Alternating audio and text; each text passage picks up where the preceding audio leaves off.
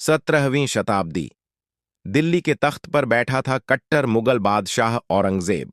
एक ओर उसके आदेश से मंदिर तोड़े जा रहे थे, दूसरी ओर देश भर में जबरन धर्मांतरण हो रहा था।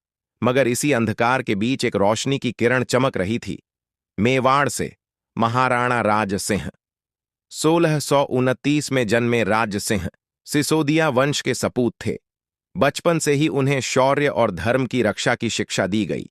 1652 में पिता महाराणा जगत सिंह द्वितीय के निधन के बाद उन्होंने मेवाड़ की गद्दी संभाली और एक योद्धा राजा के रूप में ख्याति पाई।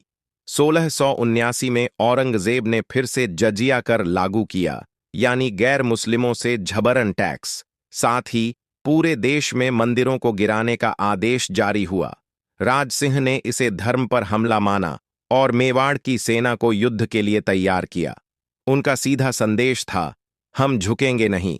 जब औरंगजेब ने मथुरा और वृंदावन के मंदिरों पर हमला करवाया, तब श्रीनाथ जी की मूर्ति भी खतरे में थी।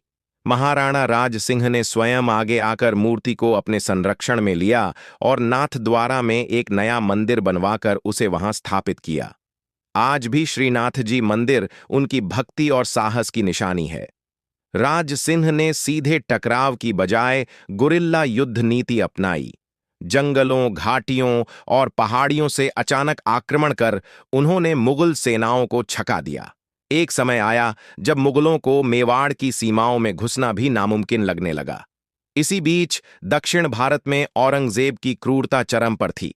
शिवाजी महाराज के वीर पुत्र संभाजी महाराज को बंदी बनाकर औरंगजेब ने भयंकर यातनाओं के बाद मार डाला। यह केवल एक योद्धा की नहीं, बल्कि हिंदवी स्वराज्य की हत्या थी।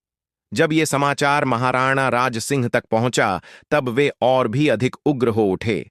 अब यह केवल युद्ध नहीं था, यह धर्म और सम्मान की लड़ाई बन चुकी थी। 1680 में महाराणा राज सिंह ने इस दुनिया को अलविदा कहा, लेकिन उनके जीवन की लौ बुझी नहीं। उन्होंने दिखा दिया कि सच्चा राजा वह होता है जो अपने धर्म, अपनी जनता और अपनी मर्यादा के लिए किसी के भी सामने झुकता नहीं। आज जब हम मेवाड़ के किले या श्रीनाथ जी के मंदिर को निहारते हैं, तो याद रखें, यह सिर्फ पत्थरों की इमारतें नहीं हैं। यह उस आत्मसम्मान की गाथा है जिसे महाराणा राज सिंह ने अपने शौर्य से जीवित रखा। उन्होंने सिर्फ एक राज्य नहीं बचाया, उन्होंने एक संस्कृति को जीवित रखा,